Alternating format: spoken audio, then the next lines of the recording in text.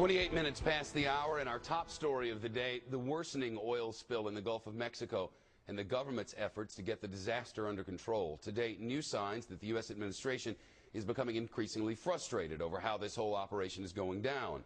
As we've reported here repeatedly, the president is scheduled to speak on this topic tomorrow, and then will head to the Gulf. It's scheduled to, at any rate, on Friday. But now even some of the president's most ardent supporters are beginning to openly question the president's credibility on this matter. Shannon Bream's live in our Washington bureau with more. Shannon, you lose the Ragin' Cajun, which he clearly has, and you've lost that region, and I wonder if he has. He was absolutely furious this morning talking about James Carville. You know, it wasn't shocking when Republicans openly criticized the way the administration was handling this spill.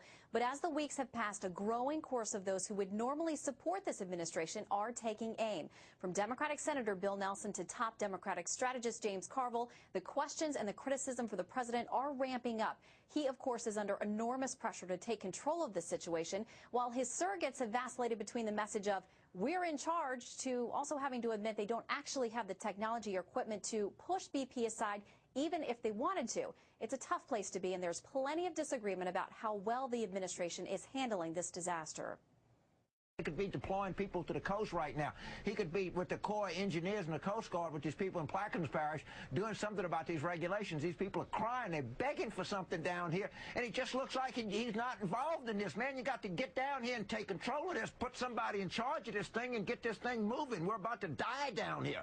President Obama has said this time and again, the buck does stop with him. He does take that responsibility, and he takes it seriously, which is why he has deployed the most immediate and the largest response to a catastrophic disaster in U.S. history.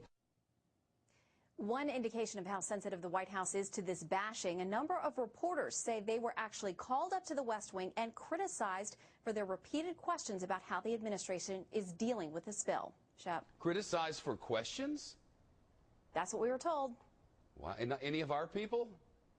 None of our Fox people, but others from other networks have confirmed on the record that they were called in one-on-one for meetings with folks within the West Wing to talk about their coverage and questioning of what's happening in the Gulf. Well, questions are going to keep coming. Sorry about that.